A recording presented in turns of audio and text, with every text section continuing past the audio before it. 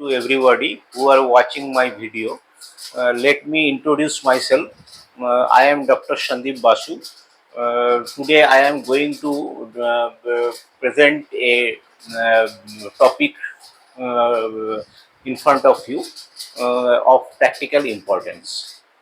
Today the topic is probiotics. It is a very well-known fact in present days. So, topic is probiotics.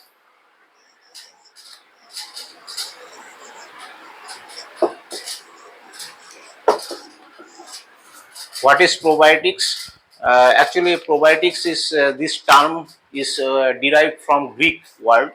It means pro life, means for life, for betterment of life. So, according to WHO and FAO, WHO means World Health Organization and FAO means Food Agricultural Organization. They define this term probiotic as live microorganism which, when administered in adequate amount, confer health benefits on the host. Means when we are taking this probiotics orally, it will give us health beneficial effects. So first, lily,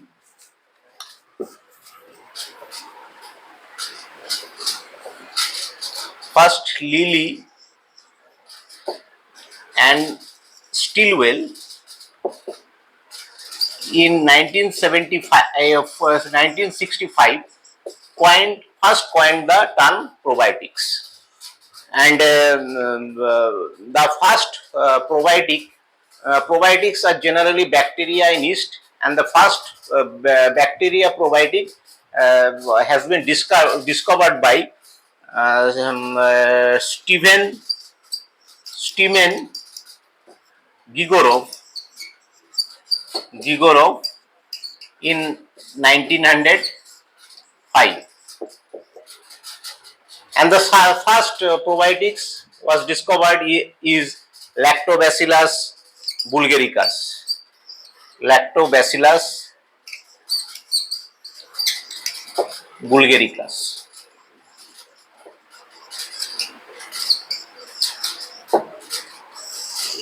It is a starter culture used in production of Bulgarian buttermilk, and it was the first probiotic discovered by Steven Gigorov in 1905. This is the name of the scientific name of the bacteria.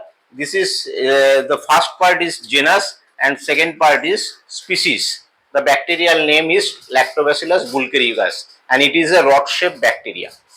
Now, it has been observed that the probiotics, whatever discovered till today, it is mainly of lactic acid bacteria. Probiotic are mainly lactic acid bacteria.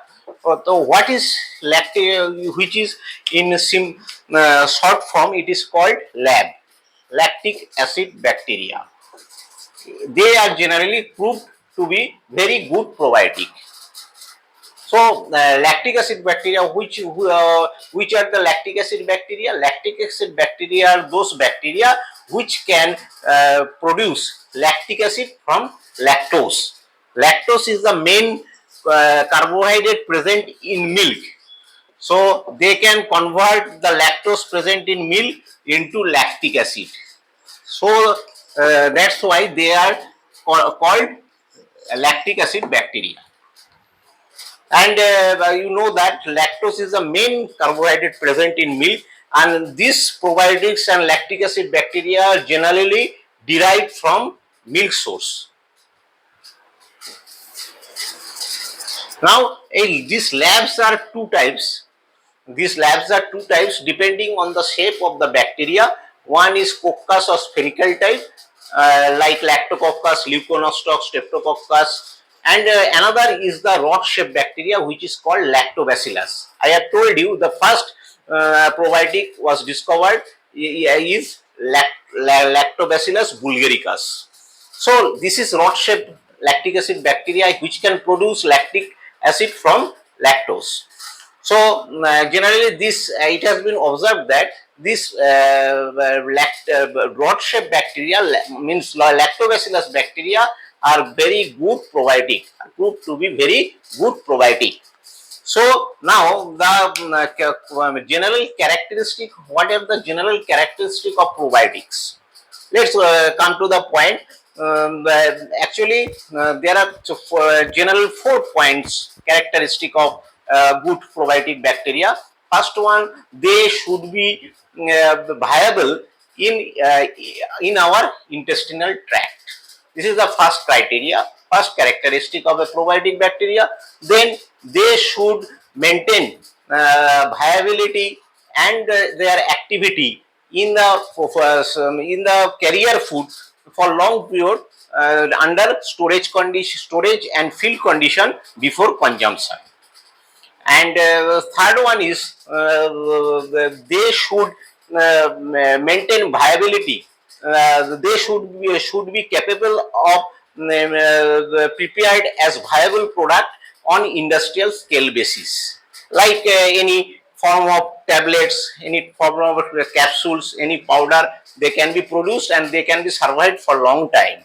And for last but not least, they should produce some health beneficial effects on the host. This is the 4 characteristic of probiotic bacteria. Now, what actually this probiotic bacteria will do? Probiotic bacteria can produce different type of organic acid like acetic acid, alpha ketoglutarate acid, chloroxylic acid, malonic acid, along with lactic acid. I have told you that earlier that they can produce lactic acid from lactose present in milk. So these acids can create the low pH condition, high acidic condition, and this harsh condition, other bacteria, other pathogenic bacteria cannot grow. Other pathogenic bacteria means Staphylococcus aureus, Salmonella typhimurium, E. coli, Escherichia coli, and Helicobacter pylori, etc. are the pathogenic bacteria, disease producing bacteria.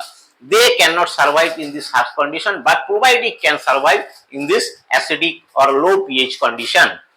And they can also produce some antimicrobial substances like hydrogen peroxide and antimicrobial substance bacteriocin, like antimicrobial substances like niacin, diplocockin, acidophilin, bulgarin, etc. These and the bacteriocins are not antibiotics, exactly antibiotics. These are proteinous matter, antimicrobial property, which can be produced by the probiotic or lab bacteria, and they can restrict the growth of the other undesirable bad bacteria or putrefactive bacteria in our intestine.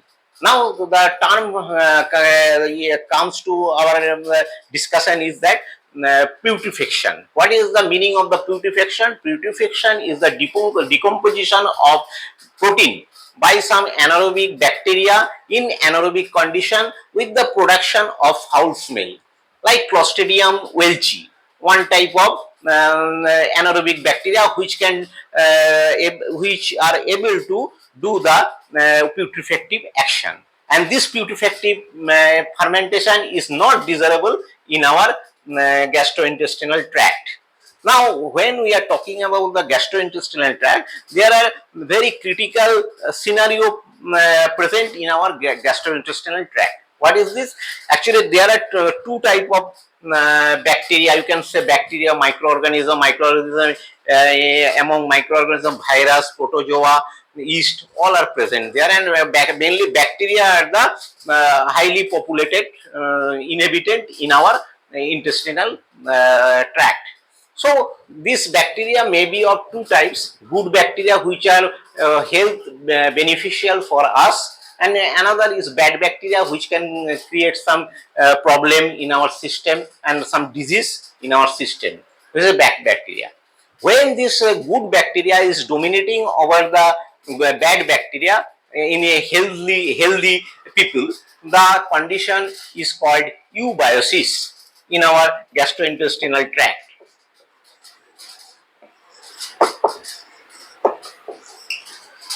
sometimes this equilibrium can be disturbed by some infection, bacterial or viral infection, by intake of some antibiotics, and the stress of the modern life.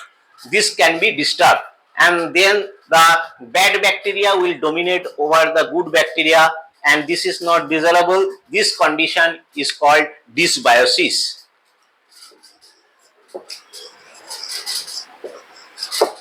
So we are taking generally probiotic for maintain the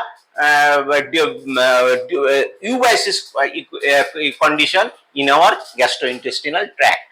Now, for Fuller in 1989 has defined the probiotic in another term. He has defined the probiotic is a microbial dietary supplement which will give the beneficial effects on the host by improving the intestinal microbial balance, means eubiosis. He has defined like that, Fuller. And after that, another thing is that when we are the African people and the Asian people like Indian, when we are taking milk, we drink milk, we cannot digest it. Why we cannot digest it? Because milk, we cannot digest the lactose present in the milk, so that we cannot digest the milk. Generally what happened when lactose come to our digestion system, lactose will be converted into glucose plus galactose molecule. Galactose molecule. One glucose molecule will be converted into glucose plus galactose molecule, and beta galactosidase enzyme. Beta galactosidase enzyme will responsible for the conversion of lactose into glucose plus galactose. Beta galactosidase enzyme is produced in our small intestine, in jejunum. When this due to the deficiency of beta galactosidase enzyme, the Asian and African people are generally cannot digest the lactose properly, means milk properly. So there will be when actually lactose is converted into glucose and galactose, and this glucose and galactose will be through some metabolic pathway will be converted into energy and give us energy for life. But when the lactose will not be able to convert into galactose and glucose, then what happens? This lactose will reach the large bowel, and there some bacterial enzymes can degrade this lactose, use this lactose, and they can create some awkward condition like osmotic diarrhea, which is not desirable, like flatulence, diarrhea, abdominal pain, like that. So this is not desirable, and this probiotic bacteria and this lactic acid bacteria can produce huge amount of this enzyme beta galactosidase enzyme, which will help in the digestion of the lactose properly. So if we take probiotic in large amount, in huge amount, we can easily convert the lactose into glucose and galactose, and we can control the lactose intolerance disease. It is called lactose intolerance disease.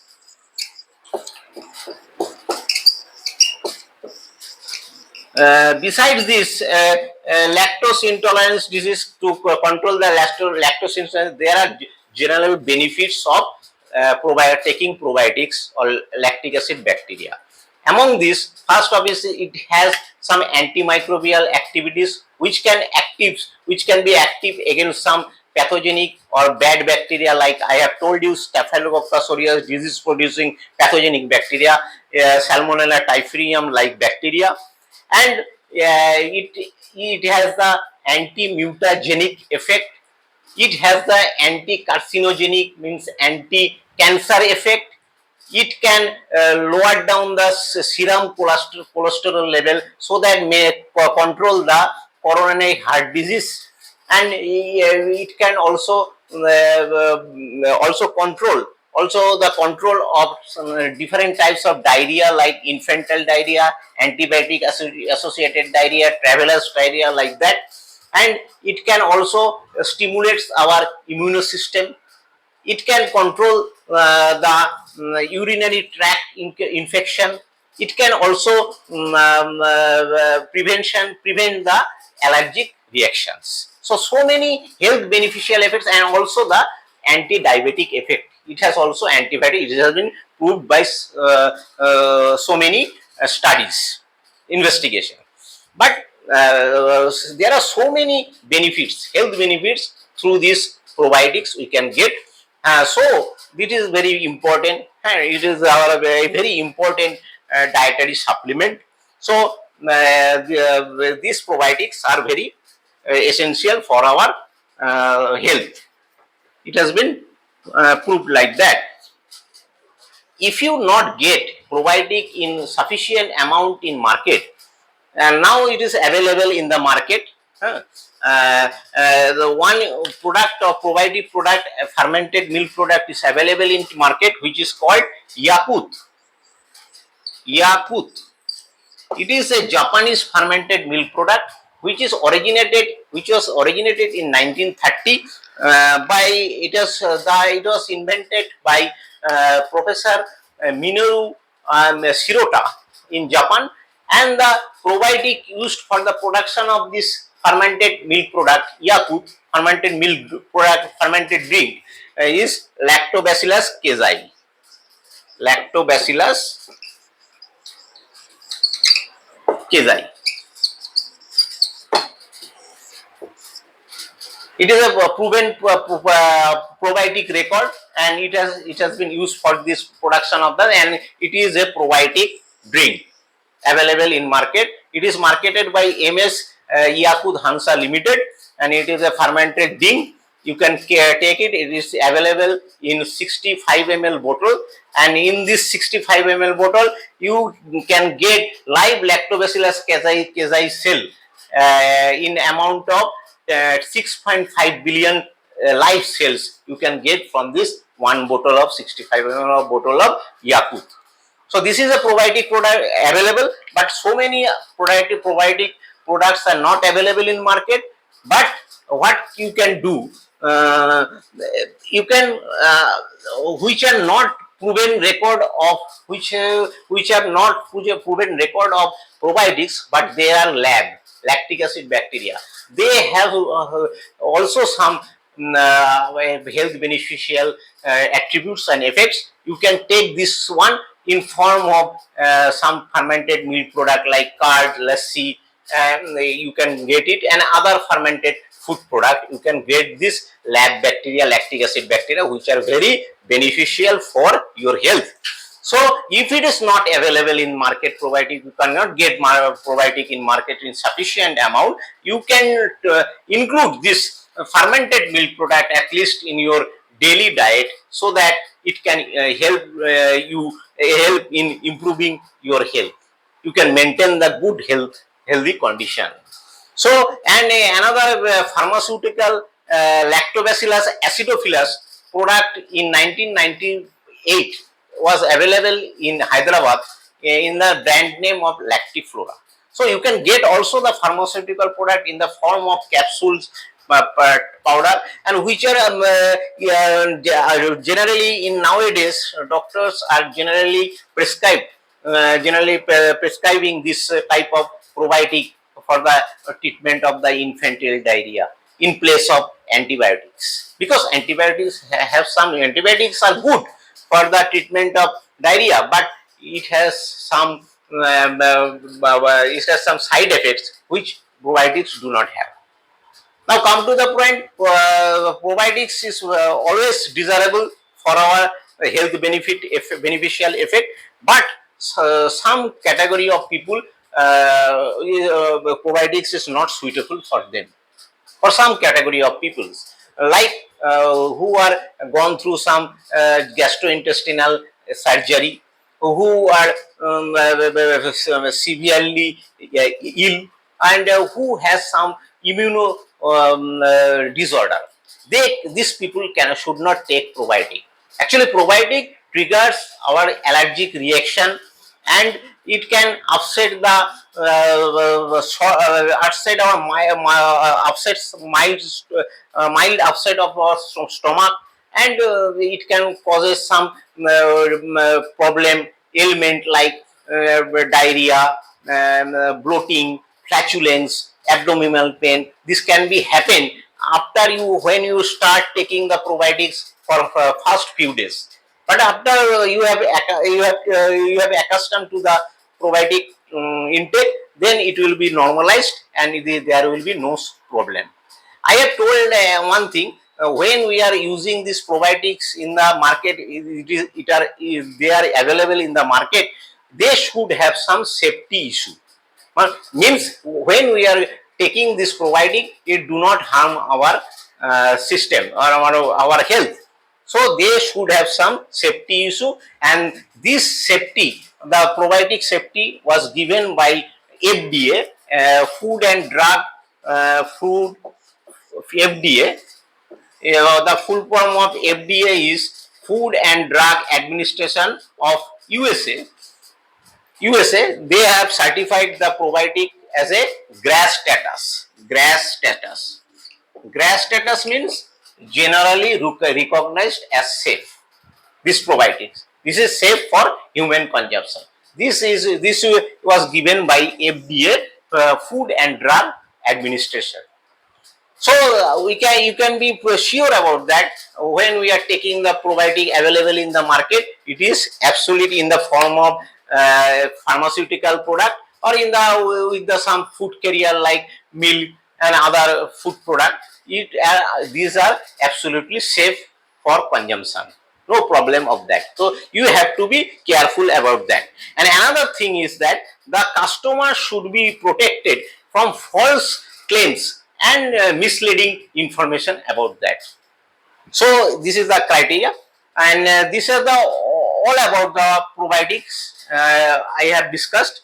And now we come to another term which is called it is come with the probiotic. It is prebiotics.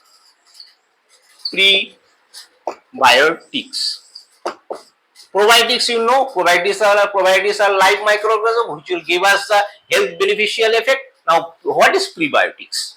Prebiotics are the food for probiotics, which will be not digested by our digestive system, and it will be very only digested by the probiotic bacteria, because these are of generally one type of oligosaccharides. Carbohydrates means carbohydrate, oligosaccharide and polysaccharides like fructo oligosaccharide, galacto oligosaccharide, gluco oligosaccharide, etc.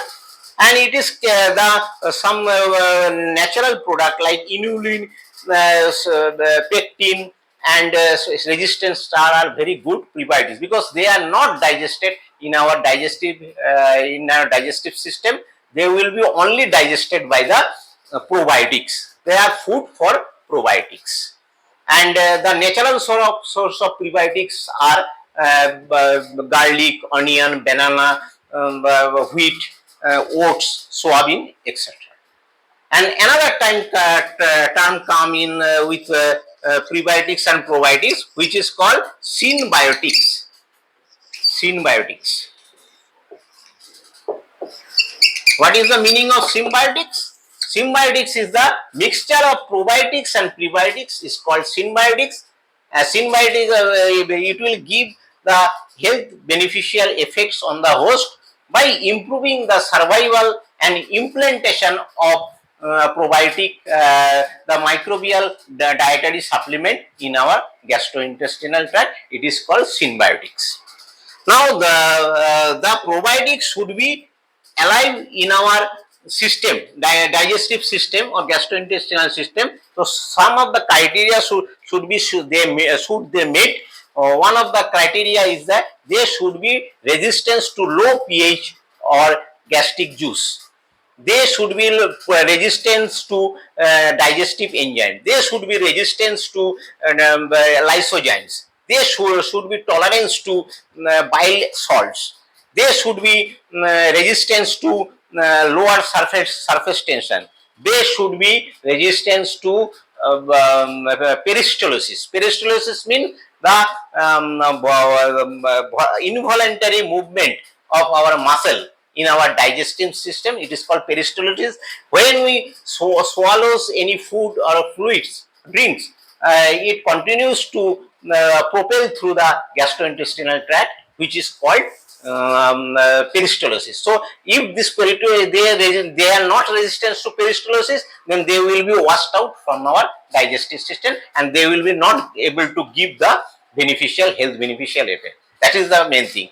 And they should be resistance to some antibiotics. When applied, the antibiotics are applied for the treatment of some diseases, and they should be resistance to harsh condition prevalent in our gastrointestinal tract.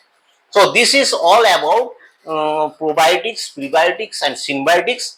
I hope that you have understood this very well.